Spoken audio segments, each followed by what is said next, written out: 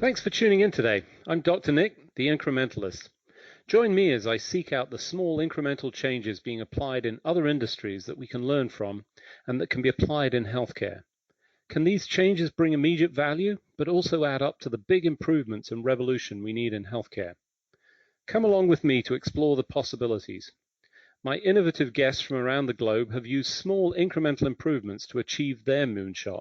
For this show, a quick shout out to three special listeners, Lillian, Rowan, and Everett. Thanks to them and all my listeners for tuning in each week. And now for this week's show. Today, I'm delighted to be joined by Dr. Darin Vercillo. He is the Chief Medical Officer and co-founder of About Healthcare. Darin, thanks for joining me today. Good morning, Nick. Good to be here with you. So, as I always do, it's helpful to understand a little bit of the background and obviously the context to the conversation. You're a practicing physician. Yes. You work at the front lines. Tell us a little bit about your journey to that point and also how you got into the other areas that we're going to talk about.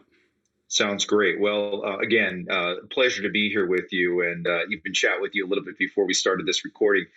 Your background as an ER doctor and my background in hospitalist medicine, I think, work hand in glove. And that has been a huge driver in my experience, both as a practitioner, where I still practice in the Salt Lake City area, and seeing things in the trenches, in the front lines, and how they've evolved over these past 2 decades of my practice. But that also is what drove me to being a co-founder of About Healthcare, and really what is our passion and my passion and continues to be in what we do. I think we both experienced it. Many providers and certainly healthcare systems continue to experience this, and the pandemic has certainly exacerbated the issue of the ability to find the appropriate timing and place and level of care for patients. We focus and have focused on patient transfers for many years. But in the realm of patient access, and I'm not talking case management access, but in literally the accessibility to the care that patients need for their needs, the pandemic has shown us where these mismatches are at their worst, and also the nursing shortages that we're facing now have even further exacerbated this issue, where no longer is it finding a bed, it's finding a nurse that's staffing a bed where you can get a patient where they need to go, whether it's from an ER or from an inpatient to inpatient transfer, or if they're in a provider's office as a direct admission. And then on the back end too, getting people out of the hospital to post-acute care, to places where we can decant the bottleneck where we're currently seeing. So in my world, as I started practicing, I had personal experiences early on where I had patients who were decompensating in the hospital, and that I got calls at night when I was on call from a nurse saying, this patient is going downhill, and they needed a service that we didn't provide in the 200-bed community hospital where I was practicing, and we needed to get them to that tertiary care center. And then suffering through the next 3 to 4 hours as they called location after location and doctor after doctor who had all different sorts of opinions as to whether or not the patient should be transferred, and were there other things they wanted to see happen before we moved the patient, all the while watching my patient get worse and worse, and swearing that I would never call that hospital back again after what they put me through personally, and realizing that doesn't have to be the case. Additionally, as recently as just a couple of weeks ago, being down in the ER in the hospital where I attend, sitting next to one of my colleague ER doctors and seeing his frustration, and asking him what's going on, and having him telling me he's on the 27th hospital that he's calling to try and get a patient transferred out of the ER because everybody's full, or they're guarding their beds for their PACU or for their own ER, and thinking, okay, what hospital do I call next? What sort of use of time is that for a board certified physician that has a full ER to attend to? And then just on a personal note, my own father currently is sitting in a hospital down in Southern California in Arcadia, where I grew up, where the hospital where I was born, interestingly enough. And he's on day 10 now, waiting for a transfer for a cardiac ablation that he needs. And it's because there's no capacity. And I realize that LA is a big area and there are a lot of different hospitals that could be called. And so just the coordination of this to be able to provide acceptable care, great care at the right places, benefits the patients because they get there faster where they need to go. And that's our passion, is to get patients where they need to be as quickly as possible in the right way, efficiently. But this benefits the hospital systems so well, as well, being able to provide their services and bring those patients in to their healthcare systems. You know, if people could actually see me, they would have seen me shiver as you mentioned the 27 calls, because I've lived that nightmare in the emergency room trying to place a patient based on, you know, the clinical requirements, the lack of beds. And to be clear, this was pre any technology. So there was one telephone. Actually, there might have been more than one telephone, but they were sort of distributed. You had to find one. There was certainly no cell phones, no computer system to give you any information. And, you know, sometimes it was as fast as you could dial if you heard about something that there was a bed available that you could get there. It's just shocking. And that was years ago. We're talking a long time. And here you are saying, and I'm making light of it, but I'm truly not. It's terrifying that highly qualified individual, if you think about what 27 calls it meant to them in terms of time, prep, finding number, all of those things, just that's absolutely a travesty of resource. And it gets back to the original point that you made, which is we have the resources. I mean, and that's one of my sort of questions around this as you're sort of deeply invested in it. Do you think the lack of matching is not so much the lack of resources? And I understand we'll talk about the nursing and, you know, the staffing of the beds, but is it a mismatch of information more than actual resources? You've hit the nail right on the head, actually, Nick. And interestingly enough, just the day before yesterday, I was on another call with some industry luminaries, and one of them, Dr. Scott Wolf, talked about an experience that he had where there was one hospital that he was very aware of that was currently running at 110%. They were literally taping off in the hallways, as you've seen, rooms for patients to be placed, virtual rooms, if you want to call them that. And just a few blocks away, there was another hospital running at 56% that had capacity to spare. And they were within the same health system.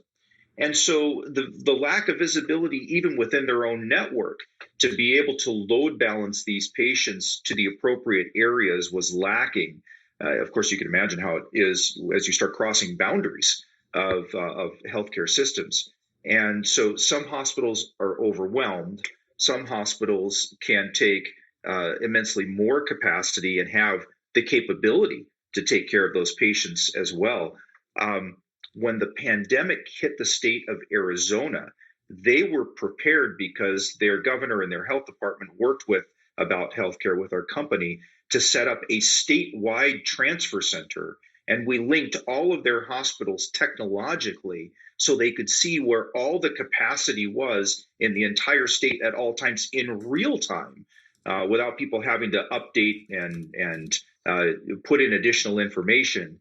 And this kept them from having to turn anybody away for care. They actually were taking patients from out of state because they were managing this so well. And additionally, they didn't have to build any temporary hospitals or expend all those additional dollars that other states were doing. I think this is a great example of two things. One is on the technology side with what we did with about linking hospitals, creating interoperability, providing a platform where all of this work could be done and the information shared, facilitated the feasibility of doing this. And this is what not only the state of Arizona does, but where you see other large systems, whether they're multi-state systems or a dominant system or what have you, or even a single hospital, quite frankly, where having the appropriate technology in place facilitates an answer to the problem. But there's the process as well. And so technology can automate bad process, right? But you bring great process in place of how do we address these issues? How do we learn from the information that's available to us? And how do we create great workflows? How do we avoid having to talk to, I'm sure you've experienced this before, you want to transfer a patient, you have to talk to 5 different doctors before somebody says yes. How do we get that down to a single provider who can say yes for the group, and then everybody falls in place, or even automatically accepting a patient because we do it 100% of the time anyway. So process, technology, people, all beneficial for patients and healthcare systems. Before we get into the solutions, and I just think it's nice to put up a great example, and clearly Arizona is. And what I'd like to understand is, what did they do or think, or who was behind, let's just call it, from my perspective, a brilliant decision to say we have to solve this problem, not because of COVID, and everybody's now looking at it and saying we must solve this problem. There are clearly barriers because it's not been the case. It's been in play for a long time. Right. What did they do that others can learn from, that you say, okay, that's how we step down this pathway? Because it's clearly the right thing to do. Exactly. Well, I think they were, they captured a great vision of a strategy that could be beneficial to all parties involved. I get it. Healthcare organizations are looking to provide great patient care, but they're also businesses, and they have their secret sauce. And interestingly enough, a lot of times their transfer and access strategy is their secret sauce. We're going to provide that so we get referrals, and we're the path of least resistance. But in the case of Arizona, I think some of the larger and more influential, call them the dominant healthcare systems in the state, they'll remain nameless for the purpose of this, were very influential in saying, you know what, we can work together. And they fed that vision to the health department, where Lisa Villaruel, the head of this project at the State Department level, took that vision and ran with it. So it needs a catalyst of mind share. It certainly needs an advocate. In this case, in Arizona, it was within the health department. It needs leadership backing. The governor signed an order to essentially require all organizations within the state to run their COVID transfers through the Arizona Surge line.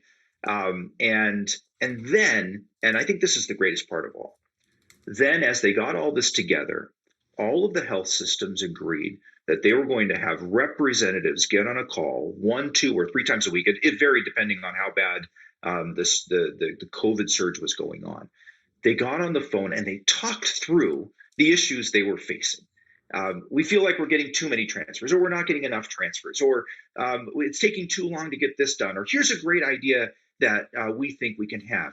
And with literally dozens of healthcare organizations represented on these calls, they were able to sort out their issues. They were able to share best practices, create mind share, and all boats rose with the tide. And it just took off and was tremendously successful for those organizations and for the residents of Arizona as well. So for those of you just joining, I'm Dr. Nick, the Incrementalist. Today I'm talking to Dr. Darin Vercillo. He is the Chief Medical Officer and co-founder of About Healthcare. We were just talking about what it takes to bring people together to help solve a problem. And as I listened to you, all I could think of was NASA, Apollo 13, and Gene Kranz. And the inspiration, if you've followed or tracked any of that, I grew up as a space kid. It totally inspired me, got me to where I am in many respects. And his book, Failure is Not an Option, was so much about bringing people together. We don't accept the status quo. We must get those 3 astronauts back. Lots has been written about that, but I think the inspiration of that around that problem and what Arizona did, for me, is part of the driver to allow for this to get together. Yeah, sure, there's economic drivers, but as you mentioned, rightly so, being good at this can actually be a differentiator to allow you to access more patients and maybe the appropriate patients for your resources. So I think fantastic opportunity. So let's talk a little bit about those resources. And you separated it out and you said, well, it's not just the beds or the transfer, it's actually the staffing. And, just pause for a second.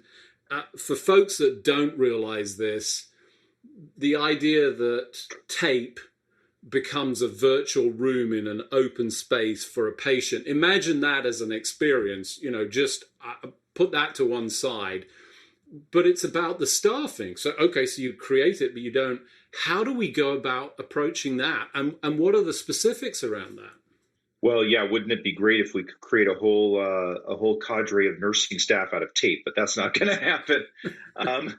It's last time I heard or read or checked, I think we were down somewhere between 40 and 50,000 nurses nationally since the beginning of the pandemic. The Great Resignation has touched the healthcare environment as much as any other, and so we just have to get that much smarter about how we leverage those resources. And, to the point of my ER doctor friend calling 27 hospitals, obviously that's not a great utilization of his resource time.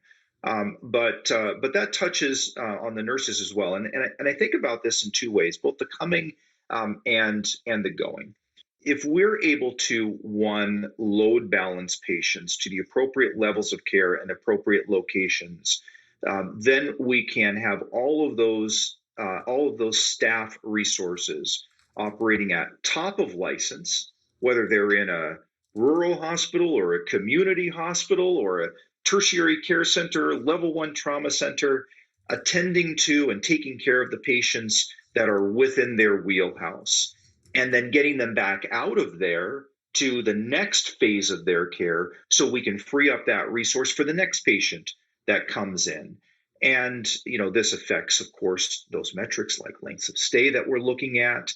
If a patient comes in, like my dad waiting for his ablation, one way would be to bring him in and get his ablation done and complete his care there and then go home. But another way is to transfer him back, get him closer to home, get him closer to family. My mom's concerned about going down into downtown Los Angeles from Arcadia, keep him close to home for the remainder of his convalescence, and then free up that bed in the tertiary care center. So there is a tremendous amount that we can do of appropriately moving patients around so the staffed resource is used to its most efficient level. The other ability is to, as we move patients out, and there's a variety of strategies that we're using. We're using multidisciplinary rounds. We're looking at discharge from the time of admission. We're creating stronger links electronically and process-wise to post-acute care facilities and home care as we streamline the outbound process. We shave a day, we shave 2 days. We make weekends a possibility to actually get things done and move patients along. Then we can, again, leverage those resources for the patients who need them and not leverage them to babysit or watch patients who are waiting to get to their next step because we aren't set up to efficiently do so. And I love your analogy for NASA. Frequently as we go in and we work with healthcare organizations, they're bringing together these different pods of capabilities, nursing, capacity and bed control, case management, transfer, putting them together in what they'll call a command center or a NASA mission control sort of environment where they can talk and collaborate and see data jointly and break down the silos and work together on these very things. It's interesting. You bring up a point that I think in some instances people resist a little bit of the transfer notion because it puts people away from their home environment. And I think it's elegant to sort of see that as it's not always, it doesn't have to be as negative as it's perceived by many patients, which is, oh my God, I'm not going to be able to visit. It's a foreign place, I'm isolated. But it's really only for a segment of that activity. And then, convalescent that's then local and supported by IT, by tele support and even remote monitoring, I think.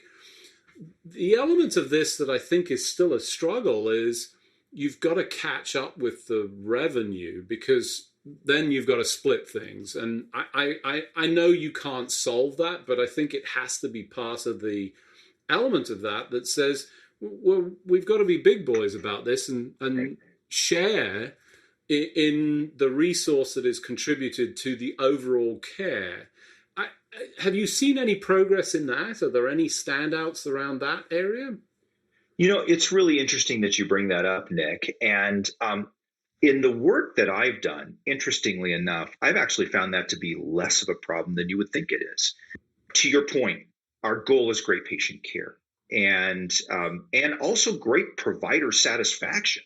And I think that's part of what comes in there. When you have a situation where a provider is looking to move a patient to their next venue of care, it's usually because that patient isn't appropriate for where they are right now, whether that's a move up or a move down in acuity level of care. But let's take the move up situation. If I have a patient that's under my care and they're outstripping the capabilities of me or my organization, I want to move that patient to the next level of care. My administration wants me to move that patient to the next level of care because that's risk for us. That's not the best care for the patient. Of course, many of us live in the communities where we provide care. We want the best for those around us. And for those who are looking to receive those patients, who are referral centers or who provide service lines or want to build service lines to accept those patients, not only is it great for them to be able to provide those services to the patient, but it's tremendously lucrative to them as well. We commissioned a national study several years ago, which showed that on a national average, a transferred patient provides $10,800 in profit. That's contribution margin per transfer for the accepting side. Now, there is some revenue split, but that's their portion in the end. So again, not to make this a greedy capitalist sort of thing as far as the financial side is concerned, but there is a very strong driving, compelling reason here from the financial side to be the path of least resistance, to bring those patients in by the ones, the tens, the dozens, the hundreds on a monthly basis, because there are many providers who are more than willing and happy to transfer those patients so they get the care they need. It's interesting you highlight that, and it's reassuring, I guess in some respects not surprising, because I always start with the premise that everybody enters into their job, especially in healthcare, with the best intentions. We all want to deliver the best care, do the right thing, all of those things. And in most instances, almost all of them, the reason that we fail at that is not because of the intent, but because of the surrounding systems that are failing to allow them to deliver the appropriate care. With that in mind, I mean, I think you brought some great insights. There's some tremendous potential. What would you leave people with as a thought of, what are the next steps to get to this point? Because we all want that. You want it as a son, you want it as a parent, you want it as a physician, and all of us want it. How do we get there? I think there are some natural steps that can be taken in any organization. And I love just the very name of your broadcast, the Incrementalist. These are not way out there massive changes that need to be made by the vast majority of healthcare systems. The way that About Healthcare works with organizations varies depending on where they are in their journey. They may just be starting out with this and thinking, we want to attract more patients. And whether it's setting up their own access and orchestration strategy, an access center or transfer center, or outsourcing it with us and having us bear that burden and that work for them on their behalf, that can be their first incremental step. Whether it's an organization that's been doing this for years, that is already transferring hundreds, if not thousands of patients on a monthly basis who need to your point, improve process and improve technology, integration, interoperability.